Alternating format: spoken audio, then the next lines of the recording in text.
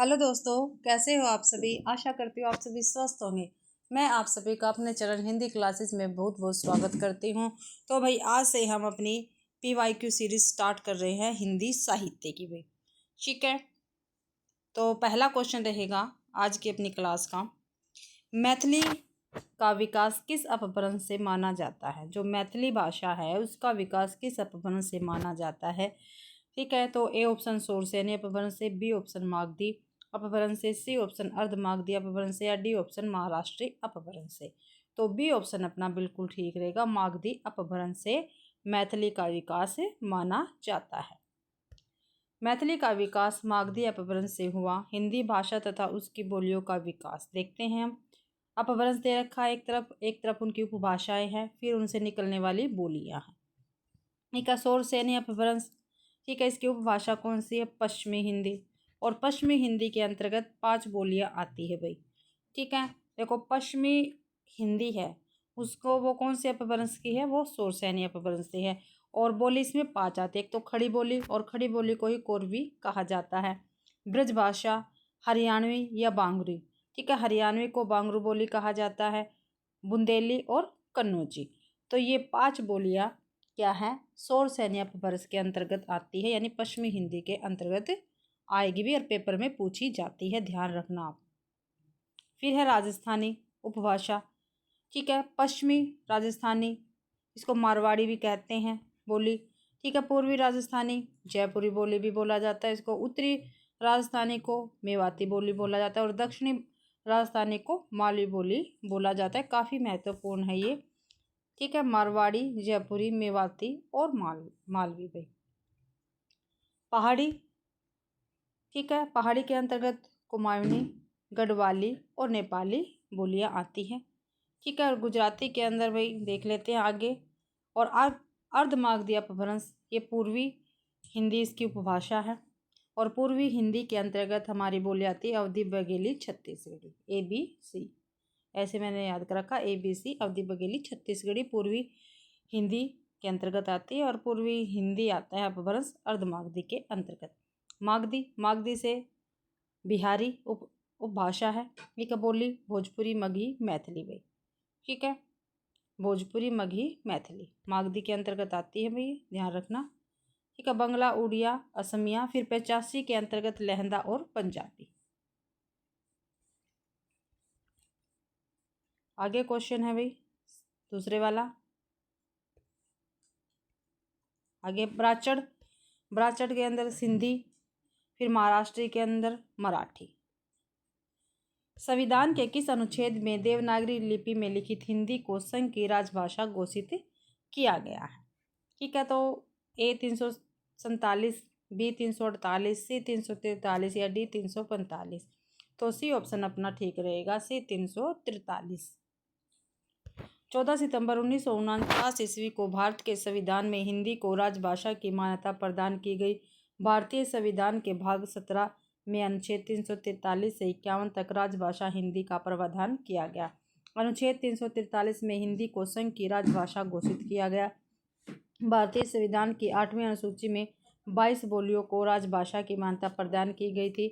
ठीक है, उन वो कौन कौन सी भाषाएं थी, असमिया, बंगला, बोडो, डोगरी, गुजराती, हिंदी, कन्नड़, कश्मीरी, कोंकणी, मैथिली, मलयालम, मणिपुरी, मराठी, नेपाली, उड़िया, पंजाबी, संस्कृत, संथाली, सिंधी, तमिल, तेलुगु और उर्दू। ये 22 भाषाएं क्या थी, संविधान की 8वीं अनुसूची में शामिल, जो 343 के अंतर्गत आता है। अगला क्वेश्चन है, दक्षिणी भारत हिंदी प्रचार सभा मद्रास की स्थापना किसने की थी। ठीक है, जो दक्षिणी भारत हिंदी प्रचार सभा है मद्रास की स्थापना किसने की थी। तो A option C Rajagopalachari, B Mahatma Gandhi, C Motoori Satyanarayana, या डी विनोबा भावे। तो बी ऑप्शन अपना ठीक रहेगा, महात्मा गांधी भाई। तो व्याख्या देखते हैं भाई इस क्वेश्चन की। दक्षिण भारत हिंदी प्रचार सभा मद्रास की स्थापना महात्मा गांधी ने 1927 ईस्वी में मद्रास में किए थे। इस संस्था की स्थापना दक्षिण भारत में हिंदी के प्रचार प्रसार के लिए की गई थी भाई। ठीक है, क्या भाई जो ये संस्था थी हिंदी भारत हिंदी प्रचार सभा, इसकी स्थापना भाई दक्षिणी भारत में हिंदी के प्रचार प्रसार के लिए की थी। दक्षिण भारत हिंदी प्रचार सभा का पूर्व नाम हिंदी साहित्य सम्मेलन है। ठीक है, क्या है? हिंदी साहित्य सम्मेलन है पूर्व नाम भाई। चौथा क्वेश्चन है, कौन सी बोली पश्चिमी हिंदी की नहीं है? अभी हमने पीछे देखा ना पश्चिमी हिंदी की बोलियां कौन कौन सी थी, तो देखते हैं। ब्रज, खड़ी बोली, सी बुंदेली, डी बघेली। ठीक है, तो पश्चिमी हिंदी की नहीं है तो अवधी बघेली छत्तीसगढ़ी, ये पूर्वी हिंदी की बोली है। ठीक है, पूर्वी हिंदी के अंतर्गत आती है, इसलिए डी ऑप्शन अपना ठीक रहेगा भाई। व्याख्या में देख लो। ब्रजभाषा, खड़ी बोली, बुंदेली, कन्नौजी तथा बांगरू पश्चिमी हिंदी की बोलियां, जबकि बघेली, अवधी, छत्तीसगढ़ी ये पूर्वी हिंदी की बोली है। देख लेते हैं फिर ये। शौरसैनी पश्चिमी हिंदी में कौन कौन है? देखो, अपभ्रंश है, फिर उपभाषा, फिर बोली है। शौरसैनी अपभ्रंश, ठीक है, इसकी उपभाषा कौन सी? पश्चिमी हिंदी। और पश्चिमी हिंदी के अंतर्गत खड़ी बोली को कोरवी कहते हैं। ब्रजभाषा, हरियाणवी या बांगरू, बुंदेली, कन्नौजी भी। राजस्थानी के अंतर्गत पश्चिमी राजस्थानी मारवाड़ी कहते हैं, जिसको पूर्वी राजस्थानी को जयपुरी कहते हैं। उत्तरी राजस्थानी को मेवाती कहते हैं। दक्षिणी राजस्थानी को मालवी कहते हैं। पहाड़ी के अंतर्गत कुमाऊनी, गढ़वाली और नेपाली। ठीक है। अर्धमागधी पूर्वी हिंदी, अवधी, बघेली, छत्तीसगढ़ी, मागधी बिहारी, भोजपुरी, मगही, मैथिली वही। ठीक है। फिर बंगला, उड़िया, असमिया। फिर पैसाची के अंतर्गत लहंदा और पंजाबी। ब्राचड़ के अंदर सिंधी, महाराष्ट्री के अंदर मराठी भाई। पांचवा क्वेश्चन है, निम्न में से कौन सी बोली पूर्व हिंदी की नहीं है? पूर्वी हिंदी की नहीं है भाई, वो हमें बताना है। पूर्वी हिंदी की बोलियां ए बी सी। अवधी, बघेली, छत्तीसगढ़ी। अवधी, बघेली, छत्तीसगढ़ी यानी डी मालवी नहीं है। डी ऑप्शन अपना ठीक रहेगा। मालवी राजस्थानी भाषा की उपबोली है, जिसे दक्षिणी राजस्थानी के नाम से बोलते हैं। ऊपर पढ़ा था ना जबकि अवधी, बघेली, छत्तीसगढ़ी आदि पूर्वी हिंदी की उपभाषा की है भाई। अब फिर आ गया, अब फिर यहाँ पे देख लो, ऐसे ऐसे आपको पक्का हो जाएगा ये। अपभ्रंश, शौरसैनी, उपभाषा, फिर बोली। उपभाषा पश्चिमी हिंदी, खड़ी बोली कोरवी, ब्रजभाषा हरियाणवी, बांगरू, बुंदेली, कन्नौजी। ठीक है। फिर राजस्थानी है, राजस्थानी के अंतर्गत पश्चिमी राजस्थानी को मारवाड़ी, पूर्वी राजस्थानी को जयपुरी, उत्तरी राजस्थानी को मेवाती और दक्षिणी राजस्थानी को मालवी कहते हैं भाई।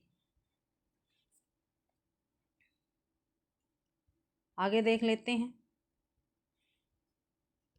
पहाड़ी के अंतर्गत कुमाऊनी, गढ़वाली, नेपाली, फिर गुजराती है। फिर अर्धमागधी अपभ्रंश है, पूर्वी हिंदी है, अवधी, बघेली, छत्तीसगढ़ी। मागधी के अंतर्गत बिहारी है, भोजपुरी, मगही, मैथिली। फिर बंगला, उड़िया, असमिया उपभाषाएं हैं ये।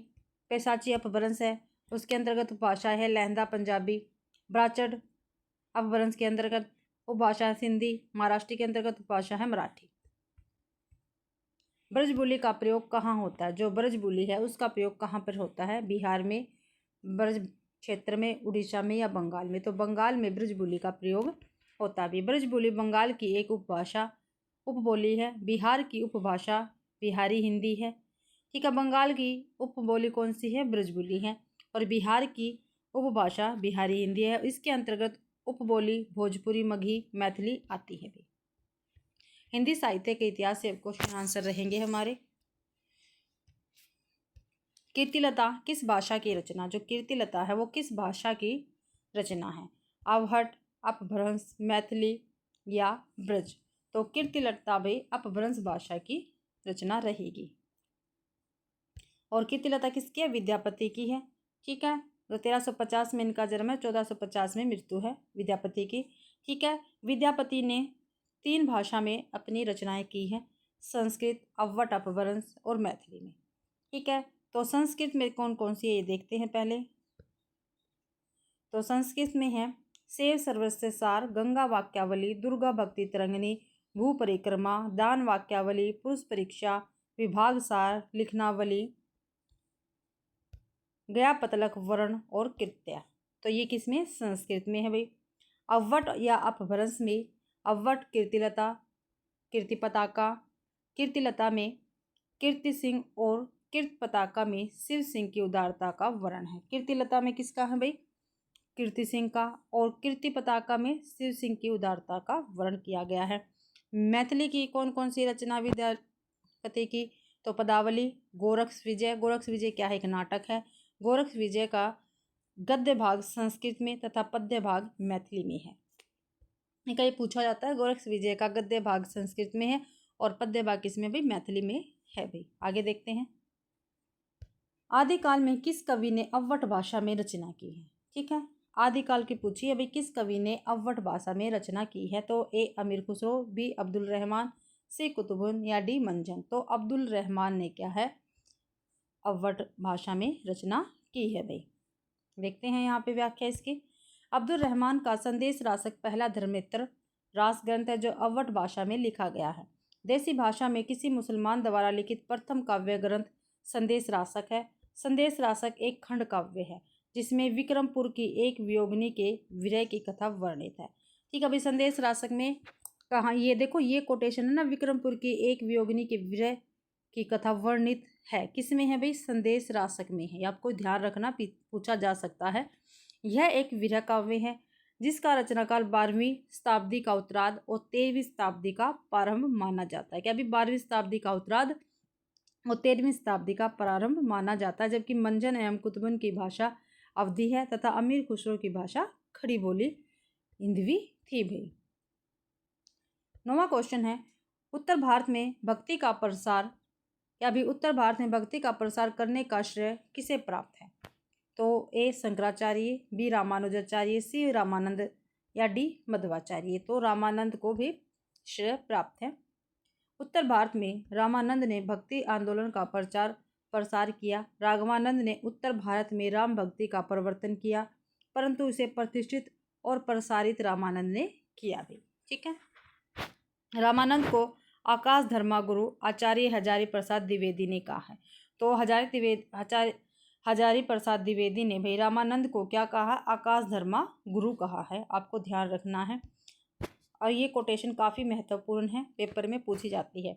रामानंद के संबंध में कथन, भक्ति द्राविड़ उपजी लाए रामानंद, प्रगट किया कबीर ने 7 दीप नौखंड, उत्पन्ना द्राविड़ साहेब विरदी कर्नाटके गता, कविचिक चिन्ह महाराष्ट्र गुर्जे जनता गत्ता भाई। तो ये काफ़ी महत्वपूर्ण लाइनें हैं 2, ठीक है, जो काफ़ी बार पेपर में पूछी गई है और आगे भी पूछी जा सकती है। 10वां क्वेश्चन है, सहजोबाई किस शाखा की रचनाकार है? जो सहजोबाई है वो किस शाखा की रचनाकार है वो हमें बताना है। तो कृष्ण भक्ति शाखा की, बी ऑप्शन है राम भक्ति शाखा की, सी ऑप्शन है ज्ञानाश्री शाखा की या डी प्रेमाश्री शाखा की। तो ज्ञानाश्री शाखा की है भी सहजोबाई। सहजोबाई ज्ञानाश्री शाखा की संत कवि है। सहजोबाई की प्रमुख रचनाएं हैं गुरु महिमा, प्रेम प्रकाश। दयाबाई और सहजोबाई संत चरणदास की शिष्या थी। जो दयाबाई है और सहजोबाई है ये किसकी शिष्या थी? संत चरणदास की शिष्या थी। दोनों चचेरी बहन थी भाई। और नोट है, सन 1962 में सहजोबाई की रचनाओं को वेलविडियर प्रेस द्वारा सहज प्रकाश नाम से प्रकाशित किया गया था। 11वां क्वेश्चन है, उज्ज्वल नीलमणि के रचयिता कौन है? भाई उज्ज्वल नीलमणि के रचयिता कौन है? तो A option Roop Goswami, B option Vallabhacharya, C option Vitthal Nath या डी ऑप्शन मध्वाचार्य। तो ए ऑप्शन अपना ठीक रहेगा, रूप गोस्वामी। व्याख्या देखते हैं भाई इसकी। उज्ज्वल नीलमणि किसकी है? कौन है ग्रंथकार? रूप गोस्वामी। पूर्व मीमांसा भाष्य या उत्तर मीमांसा भाष्य या बरहा सूत्र भाष्य जो अणुभाष्य के नाम से प्रसिद्ध है, ये वल्लभाचार्य। ये काफ़ी महत्वपूर्ण है इनके ग्रंथ जो पेपर में पूछे जाते हैं। ठीक है, वल्लभाचार्य के नोट, अणुभाष्य वल्लभाचार्य का अधूरा ग्रंथ था जिसे उनके पुत्र विठल दास ने पूरा किया था। किसको भाई? अणुभाष्य को। आगे, चंदायन किस कवि की रचना है? जो चंदायन वो किस कवि की रचना है? एक मलिक मोहम्मद जायसी, बी कुतुबुन,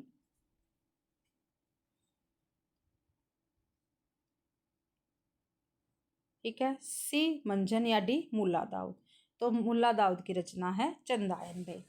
ठीक है, ग्रंथ दे रखे, प्रकाशन वर्ष है, फिर ग्रंथकार है, फिर उसकी भाषा है। तो चंदायन का प्रकाशन 1379, ग्रंथकार कौन है? मुल्ला दाऊद। भाषा क्या रहेगी? अवधी रहेगी। मृगावती 1503 ईस्वी, ठीक है, ग्रंथकार कौन है? कुतुबुन। भाषा क्या रहेगी? अवधी। मधुमालती 1945, ठीक है, ग्रंथकार मंजन। भाषा अवधी। पद्मावत 1540, प्रकाशन वर्ष है, और ग्रंथकार कौन है? जायसी, और भाषा क्या रहेगी? अवधी भाई। और ये सभी रचनाएं सूफी प्रेम मार्गी शाखा के कवियों का प्रेमाख्यान काव्य ग्रंथ है भाई। 13वां क्वेश्चन है, हिंदी भाषा के मानवीकरण का सचेष्ट प्रयास किस पत्रिका में किया गया है? ये कभी हिंदी भाषा के मानवीकरण का सचेष्ट प्रयास किस पत्रिका में किया गया? ए सरस्वती, बी आनंद कादम्बनी, सी सुदर्शन, डी हिंदी प्रदीप। तो ए ऑप्शन अपना ठीक रहेगा, सरस्वती में भाई।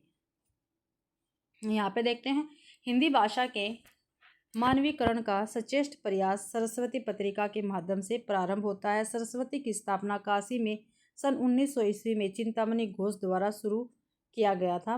पुनः सरस्वती इलाहाबाद से प्रकाशित होने लगी। सन 1902 में इसके संपादक श्याम सुंदर दास थे तथा 1903 में इसके संपादक महावीर प्रसाद द्विवेदी बने। सरस्वती एक मासिक पत्रिका थी। कैसी थी भाई? सरस्वती मासिक पत्रिका थी भाई। पत्र पत्रिका प्रकाशन वर्ष और संपादक और जो शतान था प्रकाशन का वो भाई। ठीक है। आनंद कादम्बनी 1881 में प्रकाशन हुआ। संपादक का क्या नाम है? बद्री नारायण चौधरी प्रेमघन। ठीक है। कैसी थी? मासिक थी और मिर्जापुर से निकलती थी।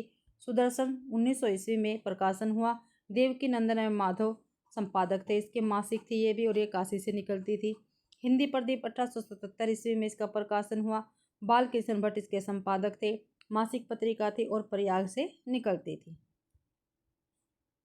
14वां क्वेश्चन है, कल्पना पत्रिका का प्रकाशन किस नगर से होता था? जो कल्पना पत्रिका है उसका प्रकाशन किस नगर से होता था ये हमें बताना है। तो ए कलकत्ता, बी हैदराबाद, सी अहमदाबाद, डी इलाहाबाद। तो बी ऑप्शन अपना ठीक रहेगा। कल्पना पत्रिका का प्रकाशन हैदराबाद नगर से होता था भाई। ठीक है। कल्पना दक्षिण भारत में हिंदी की मुख्य पत्रिका है। कौन सी भी? कल्पना दक्षिणी भारत की है, जिसका प्रकाशन सन 1949 ईस्वी से हैदराबाद यानी तेलंगाना से होता है। कल्पना का प्रारंभ आर्येंद्र शर्मा के संपादकत्व में हुआ। किसके? आर्येंद्र शर्मा के। यह द्विमासिक पत्रिका है। इसके संस्थापक बद्री प्रसाद विशाल थे। कौन थे भाई? बद्री प्रसाद विशाल थे। 15वां क्वेश्चन है, माध्यम पत्रिका का संपादक कौन है? जो माध्यम है उस पत्रिका का संपादक कौन है ये हमें बताना है। तो ए सत्य प्रकाश मिश्र, बी नंद किशोर नवल, सी काशीनाथ सिंह या डी रविंद्र कालिया। तो सत्य प्रकाश मिश्र क्या है? माध्यम पत्रिका का संपादक रहेंगे। व्याख्या में देखते हैं, पत्रिका दीर्घ के प्रकाशन व संपादक है, फिर प्रकार और स्थान है। माध्यम पत्रिका 1964 में प्रकाशन है हुआ इसका और संपादक सत्य प्रकाश मिश्र है। ठीक है। मासिक पत्रिका थी और त्रैमासिक थी। ठीक है। और प्रयाग से ये निकलती थी। नया ज्ञान उदय 2002 में प्रकाशन हुआ। रविंद्र कालिया इसके संपादक थे। मासिक थी, ये दिल्ली से निकलती थी भाई पत्रिका। आगे है कसौटी पत्रिका, ये अप्रैल जून में निकलती थी। 1991 में निकली भाई, अप्रैल जून 1991 में निकली थी कसौटी। नंद किशोर नवल इसके संपादक थे और त्रैमासिक पत्रिका थी और पटना से निकलती थी। नोट माध्यम 1964 ईस्वी में प्रकाशित हुई थी। मासिक और त्रैमासिक दोनों थी पत्रिका और इसके संपादक थे बालकृष्ण राय। 16वां क्वेश्चन है, किस लेखिका ने पशु पक्षियों पर केंद्रित रचना की है? तो ए महादेवी वर्मा, बी सुभद्रा कुमारी चौहान, सी होमवती देवी या डी सत्यवती मलिक। तो ए महादेवी वर्मा ने पशु पक्षियों पर केंद्रित रचना की है।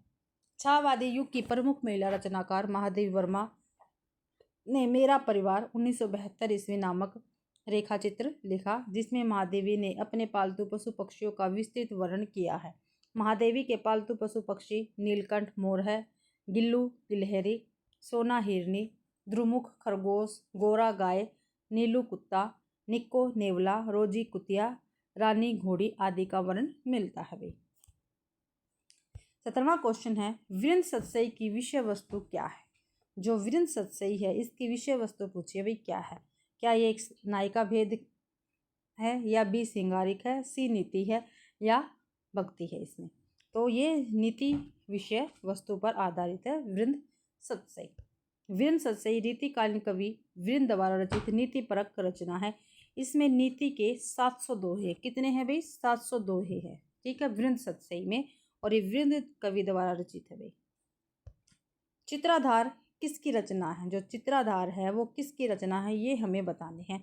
तो ए ऑप्शन जयशंकर प्रसाद की है, बी रामनरेश त्रिपाठी की है, या डी मुकुटधर पांडे की है, डी रामेश्वर शुक्ल अंचल की है। तो ए ऑप्शन अपना ठीक रहेगा, जयशंकर प्रसाद की रचना रहेगी चित्रधारा। ठीक है, यहाँ पे देखते हैं जयशंकर प्रसाद का जन्म 1889 में हुआ और मृत्यु 1937 ईस्वी में हुई थी भाई। ठीक है, इनका काव्य संग्रह तथा उनका अनुक्रम देखते हैं। उर्वशी 1909 में, वन मिलन 1909 में, प्रेम राज्य 1909 में, अयोध्या का उद्धार 1910 में, शोकोच्छ्वास 1910 में, बभ्रुवाहन 1911 में, कानन कुसुम 1913 में, प्रेम पथिक 1914 में, महाराणा का मेहता 1914 में, चित्रधारा 1918 में, झरना 1918 में, आंसू 1925 में, लहर 1933 में, कमायनी 1935 में भी। जो राम नरेश त्रिपाठी है, इनका जन्म भी 1889 में हुआ था और मृत्यु 1962 में हुई। इनके काव्य संग्रह उनका अनुक्रम देखते हैं। मिलन 1917 में, पथिक 1920 में, मानसी 1927 में, सौपन 1929 में, कविता कौमुदी भाई। मुकुटधर पांडे 1895 में जन्म हुआ और मृत्यु 1984 में हुई। इनके काव्य संग्रह उनका प्रकाशन वर्ष आंसू, उद्धार, पूजा फूल, कानन कुसुम, ये मुकुटधर पांडे की काव्य संग्रह रहेंगे। रामेश्वर शुक्ल अंचल 1915 में जन्म हुआ, 1996 में इनकी मृत्यु हुई। इनके काव्य संग्रह उनका अनुक्रम मधुलिका 1938, अपराजिता 1939, किरण वेला 1941, करिल 1942, लाल चुनर 1944, वर्षांत के बादल। ठीक है, ये इनके रामेश्वर शुक्ल अंचल के काव्य संग्रह रहेंगे भाई। 19वां क्वेश्चन है अपना, भारतेंदु के अनुसार हिंदी नई चाल में कब ढली। ठीक है भाई, भारतेंदु के अनुसार हिंदी नई चाल में ढली भाई, कब ढली ये हमें बताना है। ठीक है, तो देखते हैं। ए ऑप्शन 1880 में, बी ऑप्शन 1857 में, सी ऑप्शन 1873 में, डी ऑप्शन 1860 में। तो 1873 में क्या है, हिंदी नई चाल में ढली भाई। भारतेंदु जी ने काल चक्कर नाम की अपनी पुस्तक में नोट दिया। कौन सी पुस्तक में, काल चक्कर नाम की अपनी पुस्तक में नोट दिया कि हिंदी नई चाल में ढली सन 1873 में। ठीक है, हिंदी साहित्य का इतिहास आचार्य रामचंद्र शुक्ल का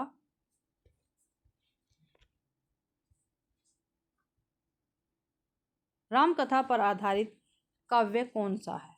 ठीक है, रामकथा पर आधारित काव्य कौन सा है, आत्मजयी, अग्निलेख, भूमिजा या डी ऑप्शन रश्मि रथी। तो भाई बी ऑप्शन अपना ठीक रहेगा, अग्निलेख, रामकथा पर आधारित है भाई, काव्य है। अग्निलेख का प्रकाशन नहीं मालूम भाई। काव्यकार कौन है, भारत भूषण अग्रवाल है। अग्निलेख के विषय वस्तु क्या है, राम काव्य पर आधारित है। आत्मजी 1965 में प्रकाशन हुआ इसका, कुंवर नारायण की है भाई ये। ठीक है, और ये क्या है, प्रबंध काव्य है आत्मजी। भूमिजा ठीक है, नागार्जुन की है। रश्मि रथी 1952 में प्रकाशन हुआ और रामधारी सिंह दिनकर की ये है, और ये क्या है, खंड काव्य। हिंदी साहित्य के गद्य विधाएं देखते हैं।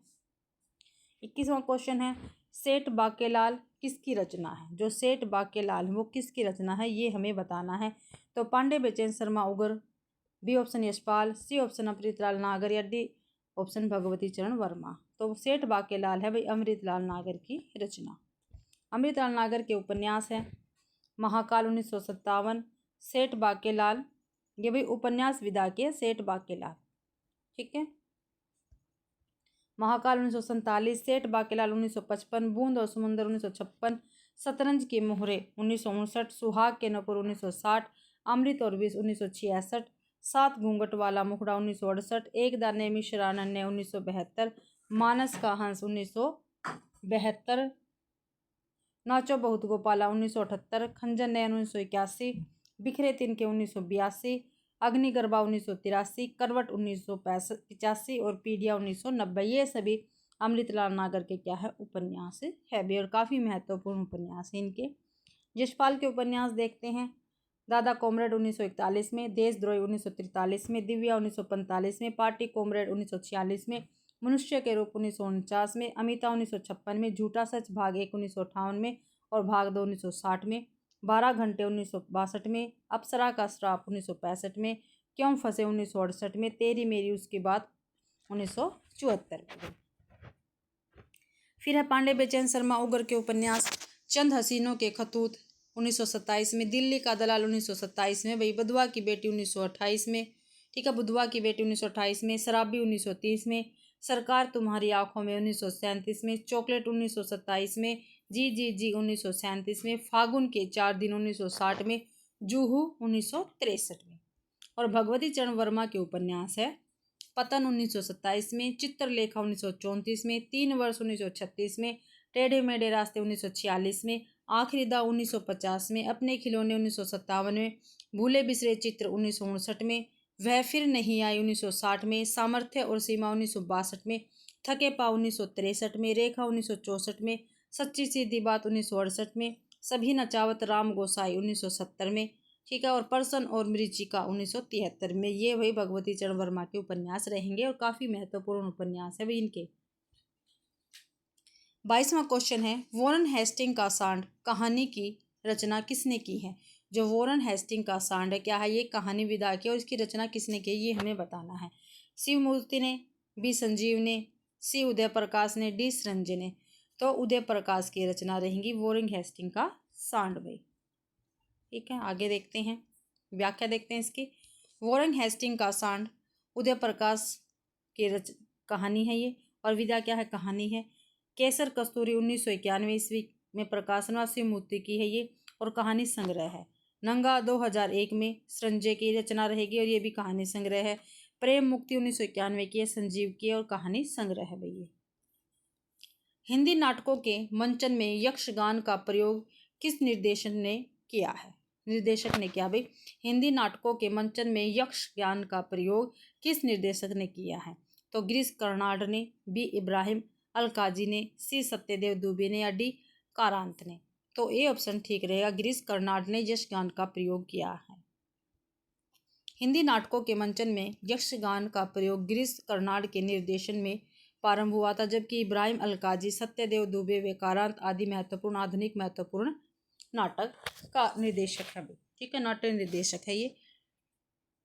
अगला क्वेश्चन है, मेरी तेरी उसकी बात किसकी रचना है? अभी ऊपर आया था ना, मेरी तेरी उसकी बात, ये उपन्यास है, और किसका है ये?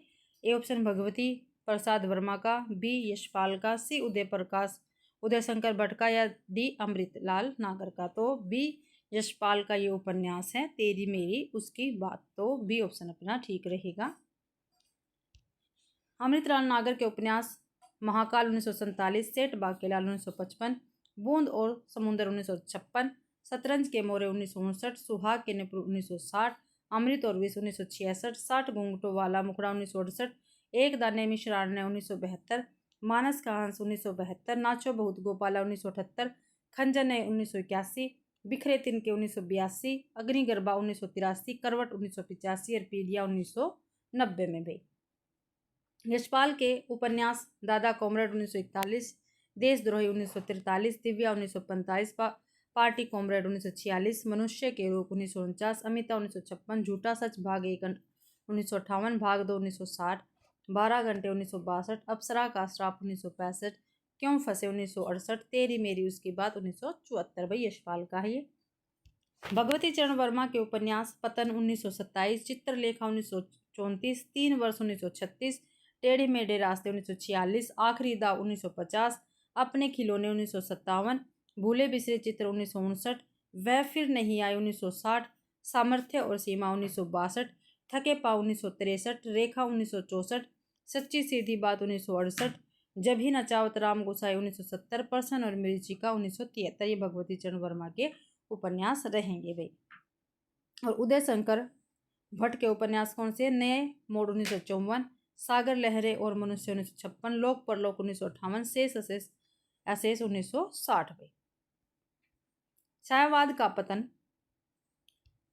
का पतन किस लेखक की कृति है? जो छायावाद का पतन है वो किस लेखक की कृति है? ए option Shanti Priya Dwivedi, B option Ramvilas Sharma, C option Vijay Devnarayan Shahi, या डी ऑप्शन देवराज। तो छायावाद का पतन देवराज की कृति रहेगी। ठीक है भाई, उत्तर डी ठीक रहेगा हमारा। यहाँ पर देखते हैं व्याख्या। डॉक्टर देवराज की आलोचनाएं, छायावाद का पतन 1948, साहित्य चिंता, आधुनिक समीक्षा और प्रतीकाएं। ये डॉक्टर देवराज की ही आलोचनाएं हैं भी। विजय देवनारायण शाही की आलोचनाएं, जायसी 1983, साहित्य और साहित्यकार का दायित्व 1983, छठवां दशक 1987, साहित्यज्ञ 1988। शांति प्रिय द्विवेदी की आलोचनाएं कौन कौन सी है? सामयिकी, हमारे साहित्य, निर्माता और संचारणी।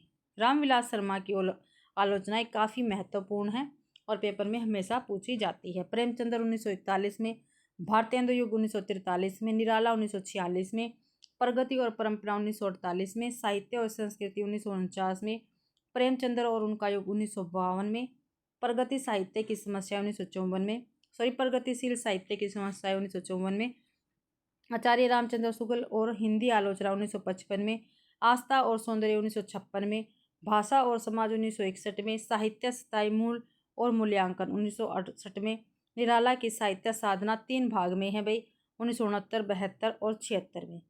ठीक है। भारतेंदु युग और हिंदी साहित्य की विकास परंपरा 1975 में, महावीर प्रसाद द्विवेदी और हिंदी नवजागरण, क्या भाई, महावीर प्रसाद द्विवेदी और हिंदी नवजागरण 1977 में। ठीक है। नई कविता और अस्तित्ववाद 1978 में, हिंदी जाति का साहित्य 1986 में, भारतीय सौंदर्य बोध और तुलसीदास 2001 में, बड़े भाई 1986 में। भाई ये सारे क्या है, रामविलास शर्मा की आलोचना है और काफ़ी महत्वपूर्ण है, पेपर में हमेशा ही पूछी जाती है। इनमें कौन तार सप्तक का कवि नहीं है? ठीक है, तो रामविलास शर्मा, गजानन माधव मुक्तिबोध, शमशेर बहादुर सिंह, डी भारत भूषण अग्रवाल। तो सी ऑप्शन ठीक रहेगा, तार सप्तक के कवि नहीं है। शमशेर बहादुर सिंह तार सप्तक के कवि नहीं, बल्कि शमशेर बहादुर सिंह दूसरे सप्तक के कवि रहेंगे। ठीक है भाई, तार सप्तक का संपादन, ठीक है, प्रकाशन तार सप्तक का प्रकाशन 1943 में हुआ था और हर एक तार सप्तक में 7 कवि थे भाई। ठीक है, तो कवि, जन्म, मृत्यु और जन्म स्थान, ये तार सप्तक के जो पहला तार सप्तक है ना, तार सप्तक 1943, उसके कवियों का है भाई ये। तो उसमें कवि कौन कौन थे? सच्चिदानंद हीरानंद वात्स्यायन थे, जन्म 1911 में हुआ। ठीक है, मृत्यु 1987 में, और ये जन्म स्थान कहाँ था? देवरिया। फिर दूसरे हैं रामविलास शर्मा, 1912 में इनका जन्म हुआ था, 2000 में इनकी मृत्यु हुई, ये उन्नाव के थे। गजानंद माधव मुक्तिबोध, 1917 में इनका जन्म हुआ, 1964 में मृत्यु हुई, ये ग्वालियर के थे भाई।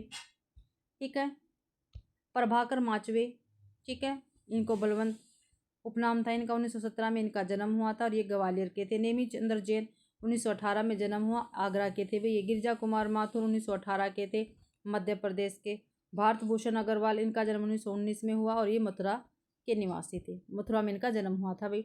दूसरा सप्तक के कवि 1951 में दूसरा सप्तक प्रकाशित हुआ था भाई। ठीक है, इसमें भी 7 कवि थे। कवि, जन्म, मृत्यु और जन्म स्थान, शमशेर बहादुर सिंह दूसरे सप्तक में है। ठीक है, 1911 में इनका जन्म हुआ था, देहरादून इनका जन्म स्थान है। भवानी प्रसाद मिश्र दूसरे तार सप्तक के हैं, 1913 में इनका जन्म हुआ, होशंगाबाद में। सुकुंत माथर, 1922 में इनका जन्म हुआ, दिल्ली में भाई। जन्म स्थान कौन सा है? दिल्ली है। चौथे थे हरिनारायण घनश्याम व्यास, 1923 में इनका जन्म हुआ, मध्य प्रदेश इनका जन्म स्थान। नरेश मेहता, 1924 में जन्म हुआ, गुजरात इनका जन्म स्थान है भाई। धर्मवीर भारती, 1926 में इनका जन्म हुआ, इलाहाबाद में। रघुवीर सहाय, 1929 में जन्म हुआ, लखनऊ में भाई। तीसरा सप्तक 1959 में प्रकाशित हुआ था। कवि, जन्म, मृत्यु और जन्म स्थान, ठीक है, प्रयाग नारायण त्रिपाठी, 1919 में जन्म हुआ, रायबरेली में जन्म स्थान है इनका।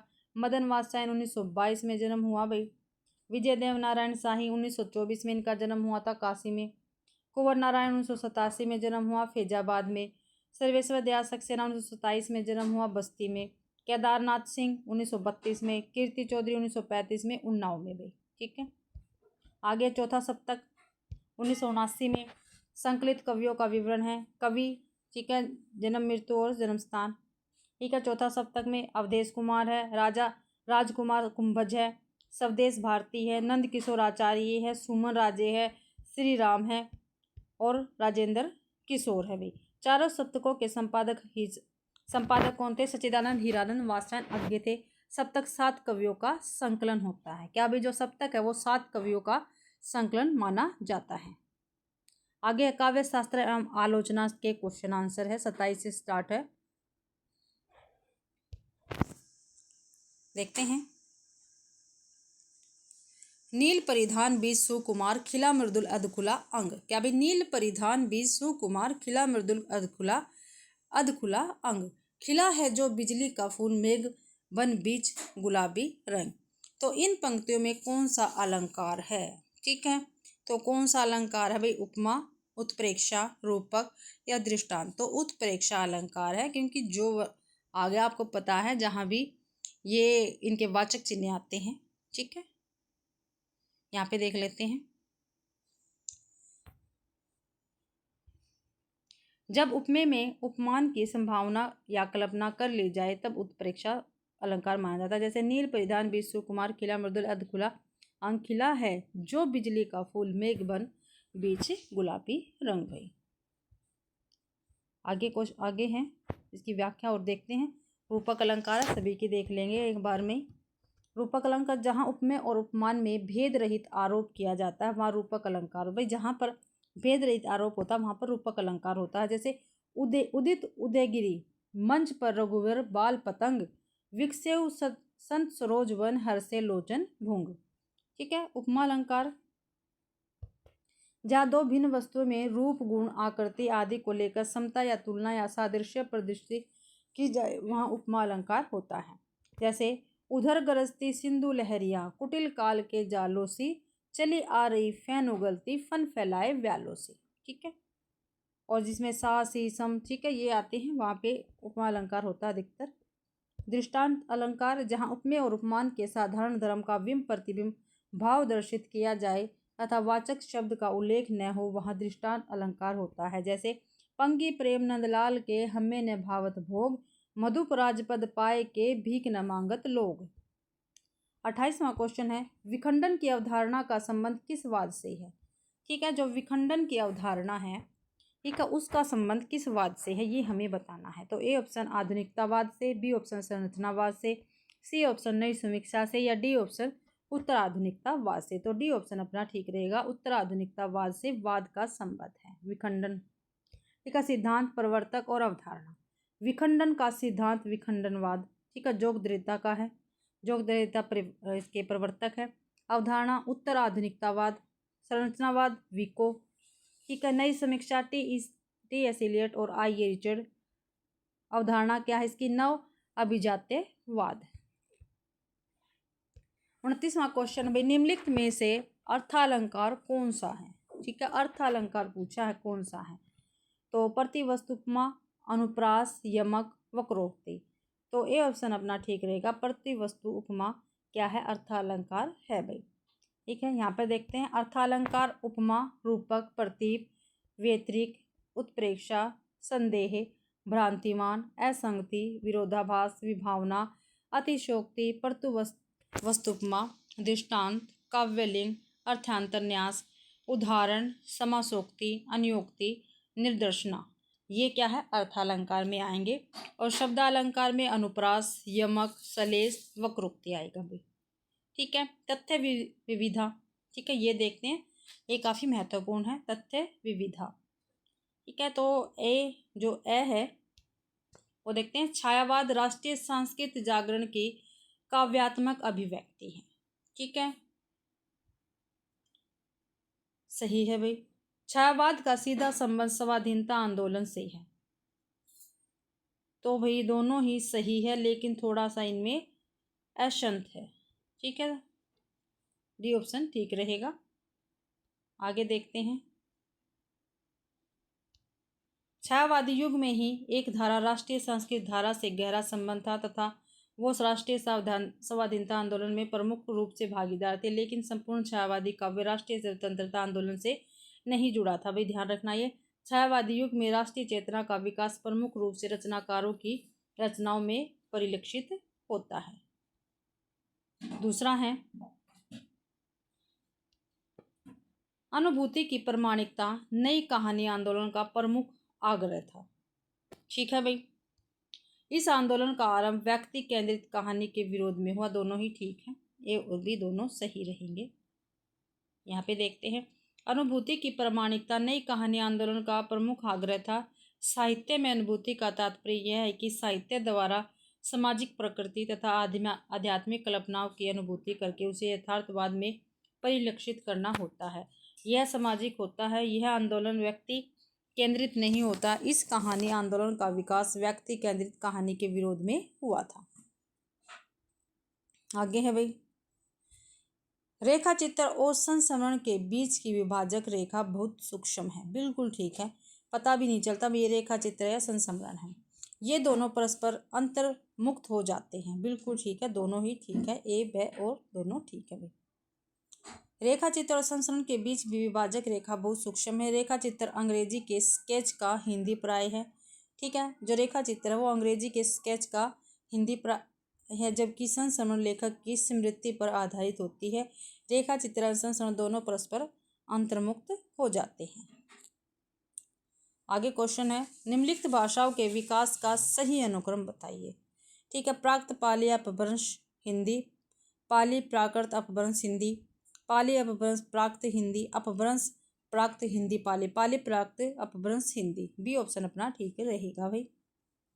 ठीक है, आगे देखते हैं, देख लो इनका अनुक्रम। भाषा हिंदी भाषा का विकास क्रम देखते हैं। संस्कृत 1500 ईस्वी पूर्व से 500 ईस्वी पूर्व, पाली 500 ईस्वी पूर्व से 1 ईस्वी तक, प्राकृत 1 ईस्वी से 500 ईस्वी तक, अपभ्रंश 500 ईस्वी से 1000 ईस्वी तक भाई।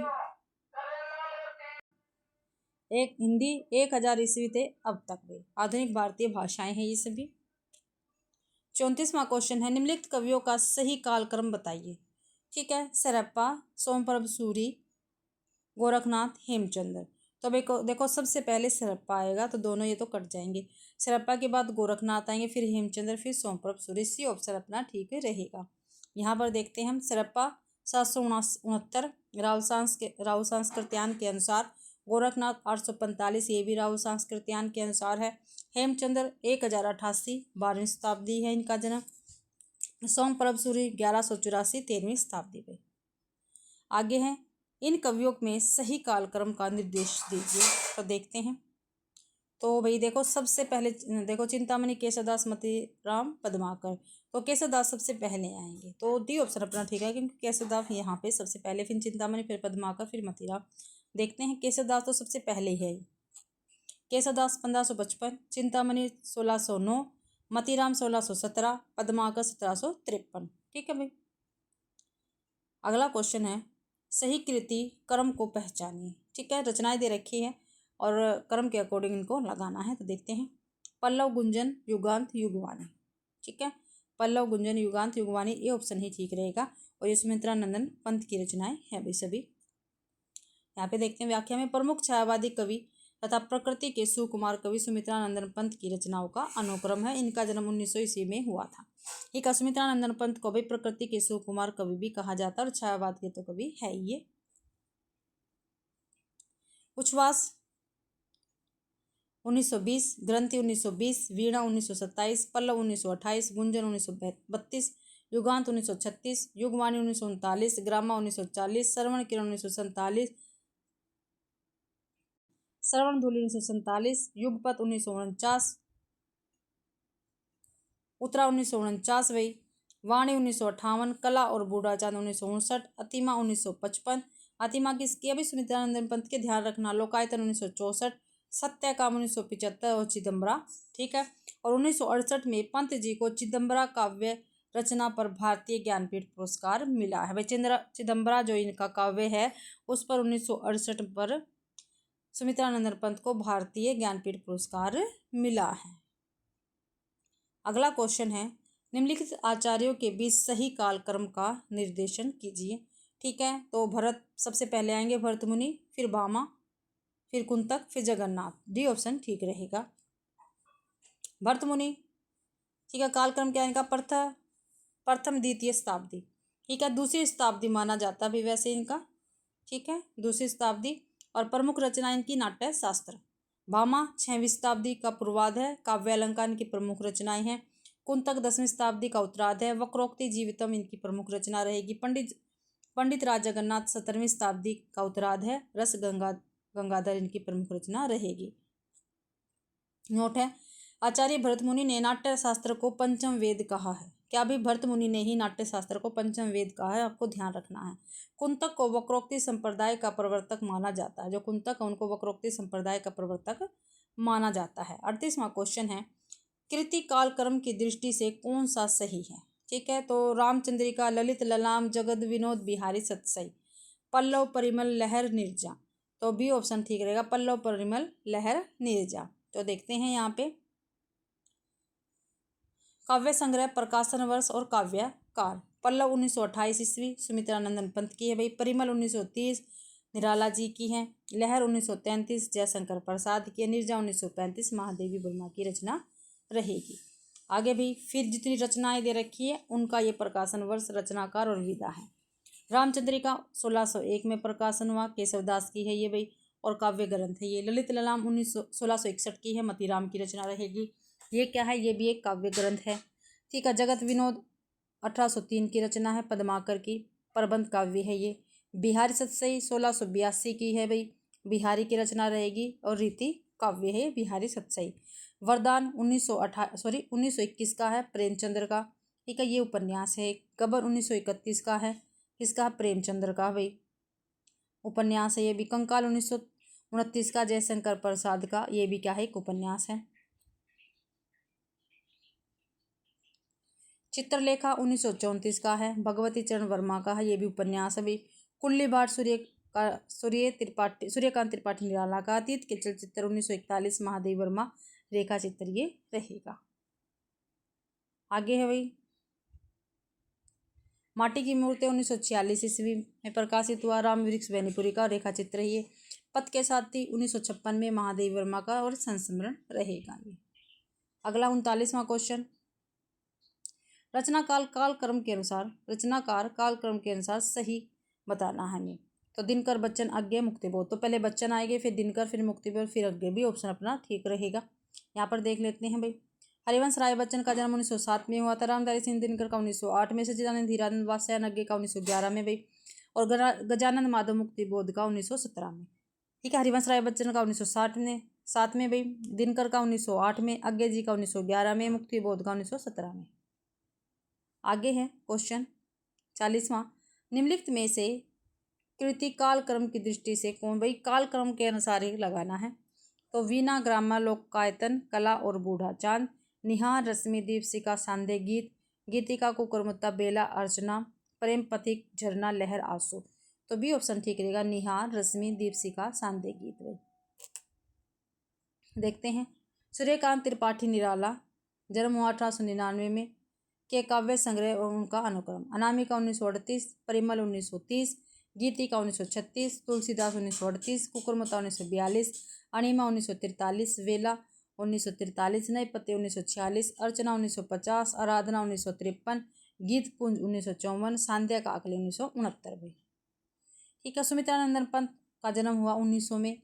इसके काव्य संग्रह एवं अनुक्रम, उच्छ्वास 1920, ग्रंथि 1920, वीणा 1927, पल्लव 1928, गुंजन 1932, युगांत 1936, युगवाणी 1939, ग्राम्य 1940, श्रवण किरण 1947, श्रवण धूलि 1947, युगपत 1949, उत्तरा 1949, वाणी 1958, कला और बूढ़ा चांद 1959, अतिमा 1955, लोकायतन 1964, सत्यकाम 1975, और चिदम्बरा भाई ये सुमित्रानंदन पंत की है भी। और चिदम्बरा में भाई, चिदम्बरा पर 1968 ईस्वी में इनको भारतीय ज्ञानपीठ पुरस्कार मिला है सुमित्रानंदन पंत को। जयशंकर प्रसाद का जन्म 1879 में हुआ। काव्य संग्रह इनका उर्वशी 1909, वन मिलन 1909, प्रेम राज्य 1909, अयोध्या का उद्धार 1910, स्कोच्छावास 1910, बब्रुवान 1911, कानन कुसुम 1913, प्रेम पथिक 1914, महाराणा का महत्व 1914, तिराधार 1918, झरना 1918, आंसू 1925, लहर 1933, कामायनी 1935। महादेवी वर्मा 1907 में जन्म हुआ। इनके काव्य संग्रह निहार 1930, रश्मि 1932, नीरजा 1935, सांदे गीत 1936, यामा 1940, दीपशिखा 1942, सप्तपर्णा 1960 ईस्वी में। भाई आगे देखते हैं। 41वां क्वेश्चन है, निम्नलिखित में से सही कृति कालक्रम कौन सा है? सुखमय जीवन, शरणार्थी, ठुमरी, दो बाग। तो सुखमय जीवन सबसे पहले आएगा, 1915 में इसका प्रकाशन हुआ था। जीवन दो, बाग के शरणार्थी और ठुमरी। तो डी ऑप्शन अपना ठीक रहेगा। यहाँ पे देख लेते हैं। सुखमय जीवन 1915 ईस्वी में प्रकाशन हुआ। कहानीकार कौन है? चंद्रधर शर्मा गुलेरी है। दो बाग के 1936 में भगवती चरण वर्मा की कहानी है, कहानी संग्रह है भाई। शरणार्थी 1948 में अज्ञे का है। ठुमरी 1959 में फणीश्वरनाथ रेणु की कहानी रहेगी। अगला 42वां क्वेश्चन, निर्गुण कवियों का सही काल क्रम कौन सा है, ये आपको बताना है। दादू, कबीरदास, सुंदरदास, मलुकदास। सबसे पहले कबीरदास आएंगे, तो कबीरदास डी ऑप्शन में है, तो डी ऑप्शन अपना ठीक रहेगा। नीचे देखते हैं इनका कालक्रम। कबीरदास 1398 में जन्म हुआ। दादू दयाल 1544 में जन्म हुआ। मलुकदास मलुकदास का 1574 में जन्म हुआ। सुंदरदास का 1596 में। और ये ईस्वी में है, क्योंकि पीछे देखो ईस्वी लगी हुई ना, तो ध्यान रखना संवत और ईस्वी में आप। आगे देखते हैं 43वां क्वेश्चन। निम्नलिखित काव्य पंक्तियों और कवियों को सुमेलित कीजिए। ठीक है, तो भाई इनको हम एक साथ ही देख लेंगे। तो यहाँ पे देखते हैं, व्याख्या कवि है, ठीक है, और पंक्तियाँ दे रखी है, पंक्तियाँ हैं और उनके कवि दे रखे हैं। नैया बीच नदियाँ डूबती जाए, ये कबीर की है। क्या भाई, नैया बीच नदियाँ डूबती जाए कबीर की है। अजगर करे ना चाकरी, पंछी करे ना काम, मलुकदास की है। ठीक है, यहाँ पे पूरी दे रखी है। क्या, अजगर करे ना चाकरी, पंछी करे, इतना ही दे रखा है। आगे देखते हैं। गुरु सोवा जोई पंथ दिखावा, तो ये जायसी की है। गुरु सोवा जोई पंथ दिखावा, तब लग ही जीवो भलो, देवो होए न धीम, ये रहीम की है। गोरी सोवे सेज पर मुख पर डारे केस, चल खुसरो घर आपने, रेन भई चहुदेसी, अमीर खुसरो की है पंक्तियाँ। आगे निम्नलिखित रचनाओं को कवियों के साथ सुमेलित करना है। ठीक है, तो इसको भी हम साथ में देख लेते हैं, क्योंकि काफ़ी लंबी क्लास हो गई भाई हमारी। और आपको इस क्वेश्चनों में मिलान वाले में एक ध्यान रखना है, जो भी आपको पहले आते हैं सबसे पहले आपको वही करना है। ठीक है, जैसे यहाँ पे करके दिखा देती हूँ आपको। चंदायन किसकी है, मुल्ला दाऊद की। हमको ये अच्छी प्रकार से आती है। चंदायन किसकी है, मुल्ला दाऊद की है। तो सी का 2 हो गया, तो सी का क्या हो गया, 2 है, और ये सी ऑप्शन में ही है, इसलिए हमारा सी ऑप्शन बिल्कुल ठीक है। ये क्या, मिर्गावती किसकी है, ये कुतुबन की है। ठीक है, मधुमालती किसकी है, मंजन की है। चंदन मुल्ला दाऊद की, और अखरावट किसकी है, जायसी जी की रहेगी। यहाँ पे देखते हैं, मिर्गावती प्रकाशन 1501 में हुआ, किसकी है, कुतुबन की है। मधुमालती 1545 में प्रकाशन हुआ, और किसकी है, मंजन की है भाई। चंदायन 1379 में इसका प्रकाशन हुआ, मुल्ला दाऊद की है। अखरावट मलिक मोहम्मद जायसी की है। चित्रावली 1613 में इसका प्रकाशन हुआ, और किसकी है, उस्मान की रहेगी भाई ये। आगे है, निम्नलिखित में से अध्यायों के नाम और रचनाओं को सुमेलित करना है। ठीक है, हमें ये बताना है कौन से अध्याय हैं और अध्यायों के साथ रचनाओं को सुमेलित करना है। तो देखते हैं भाई ये भी, तो देखते हैं। समय, समय किसमें, पृथ्वीराज रासो में क्या है, समय है, तो 1 का 4 हो गया। कांड रामचरितमानस में है भाई, बी का 3। खंड पद्मावत में है, सी का 2। और सरग ये साकेत में है, तो डी का 1। तो ए का 4, बी का 3। ए का 4 हो गया और बी का 3, एक ही ऑप्शन में, ए ऑप्शन अपना ठीक रहेगा। नीचे देख लेते हैं सभी को एक साथ ही। ठीक है, रचना दे रखी, प्रकाशन वर्ष, रचनाकार और अध्यायों के नाम। साकेत का प्रकाशन वर्ष कितना है, 1931। रचनाकार मैथिली शरण गुप्त, इसके अध्याय का क्या नाम है, सरग है भाई। ठीक है, पद्मावत 1540 ईस्वी में, रचनाकार जायसी, ये खंड में है। रामचरितमानस 1574 में इसका प्रकाशन वर्ष हुआ। तुलसीदास इसके रचनाकार और ये कांड में है। पृथ्वीराज रासो 1192 में प्रकाशन हुआ। चंद्र बरदाई जी इसके रचनाकार है, और इसमें समय है भाई। और कबीर ग्रंथावली श्याम सुंदर दास की रहेगी भाई। आगे है, निम्नलिखित ग्रंथों को आलोचकों के साथ सुमेलित करना है। ठीक है, ग्रंथ दे रखे हैं और आलोचकों के साथ हमको सुमेलित करना है। तो देखते हैं, बिहारी सतसई, ठीक है, आलोचकों के साथ करना है, ये पदम सिंह शर्मा का है, तो 1 का 4 हो गया। देव और बिहारी लाला भगवान दीन का है। देव और बिहारी किसका, लाला भगवान दीन का, ध्यान रखना है। बिहारी ये विश्वनाथ प्रसाद मिश्र का है, सी का 3। और बिहारी और देव, सॉरी भाई एक मिनट, बिहारी सतसई पदम सिंह शर्मा 1 का 4। देव और बिहारी बाल कृष्ण बिहारी का, देव जिसमें पहले आएंगे वो यहाँ पे कृष्णा, मैंने ऐसे याद रखा, देव जहाँ देव आगे है तो जहाँ भी देव है कृष्ण, तो आगे यही आएंगे। तो बी का 2। सी बिहारी ये 3 विश्वनाथ प्रसाद, और बिहारी और देव ये है लाला भगवान देव। देखो यहाँ पे देव बाद में है ना, तो यहाँ भी भगवान बाद में है, ऐसे याद कर लेना आप भी। तो ए का 4 बी का 2, ए का 4 बी का 2, तो हमारे एक ही ऑप्शन में है, ए ऑप्शन अपना बिल्कुल ठीक रहेगा। आगे देखते हैं, ये देख लेते हैं आलोचना ग्रंथ प्रकाशन वर्ष। ठीक है, बिहारी सतसई तुलनात्मक अध्ययन 1918, पद्म सिंह शर्मा, देव और बिहारी कृष्ण बिहारी, बिहारी विश्वनाथ प्रसाद मिश्र, बिहारी और देव लाला भगवान दीन भाई। 47वां क्वेश्चन है, फिर यही है, नाटककारों को नाटकों के साथ सुमेलित करना है। ठीक है, तो देखते हैं इसको सुमेलित करेंगे भाई। लक्ष्मी नारायण लाल, ठीक है, इनका नाटक है राक्षस का मंदिर। लक्ष्मी नारायण लाल का नाटक का क्या नाम है? राक्षस का मंदिर। ठीक है, पंडित उदय शंकर भट्ट, इनका विक्रमादित्य, बी का 4। श्री चतुर्सेन शास्त्री ये है अमरकोट, सी का 1। सेठ गोविंद दास कर्तव्य, ए का 3 बी का 4, ए का 3 बी का 4, ए का 3 बी का 4, सी ऑप्शन में, सी ऑप्शन अपना बिल्कुल ठीक रहेगा। यहाँ पर देखते हैं,